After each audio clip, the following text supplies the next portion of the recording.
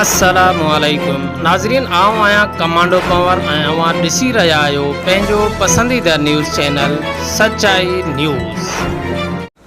ऐं हाणे ख़बर शामिल कयूं पिया ॾखणनि मां। नाज़रीन, ज़िले शिकारपुर जे टाउन ॾखण वेझो ॻोठ गढ़ी साहब खान में पीपल्स पार्टी अॻुवाण मीर आतिफ़ ख़ान सूमरो, वॾेरो अब्दुल जब्बार ख़ान सूमरो, एडवोकेट साकिब हुसैन सूमरो पारां सुमरा हाउस गढ़ी साहब खान में शानदार इफ्तार डिनर जो अहतमाम कयो वियो। इफ्तार तक़रीब में पाकिस्तान पीपल्स पार्टी ज़िले शिकारपुर जे जनरल सेक्रेटरी सरदारज़ादा ज़ुल्फ़कार अली ख़ान कमारियो, नजफ़ अली ख़ान कमारियो ऐं ॿियनि ख़ुसूसी तौर ते शिरकत कई। मेज़बान दोस्तनि तक़रीब में आयल महिमाननि जो शानातो ऐं मानातो इस्तक़बाल कंदे गुलनि जी वर्खा कई ऐं सिंध जी सूखड़ी अजरक जा तोहफ़ा पिणु पेश कया। हिन तक़रीब में ॻोठ तोड़े पसकरदाईअ मां सभई मुअज़्ज़िज़ीन, मुख़्तलिफ़ सियासी समाजी अॻुवाननि ऐं वॾे तइदाद में ॻोठाणनि शिरकत कई।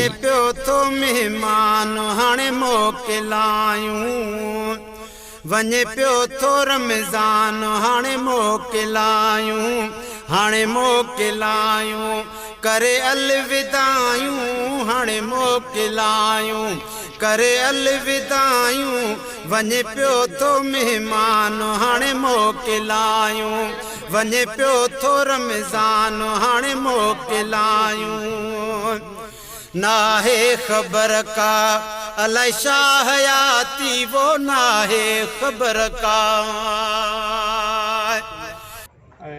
उहा कंदा रहंदासीं, उन में अलाह साईं बि जे तरफ़ां बि जेको आहे पंहिंजो जेकॾहिं असां इहा शइ कंदासीं त ओॾो असांखे अजुर मिलंदो, इंसान कंहिंखे छा ॾेई सघंदो।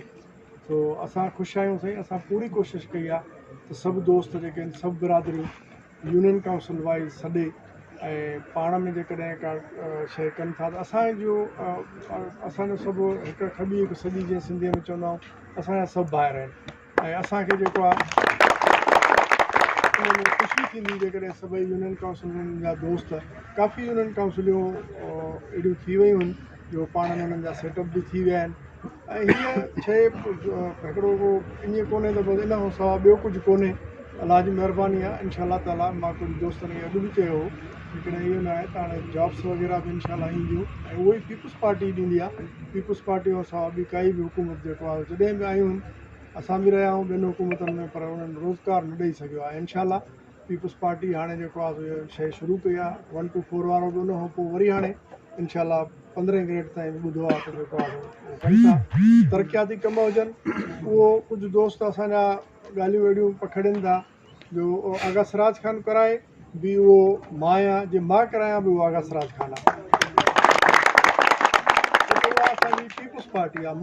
मां इन क़िस्म जो माण्हू आहियां। हाणे जेकॾहिं ॾखण ऐं बडे खां जेको आहे बडे रोड थो वञे त इन ते काफ़ी ॻोठ आहिनि। इहो मां बिल्कुलु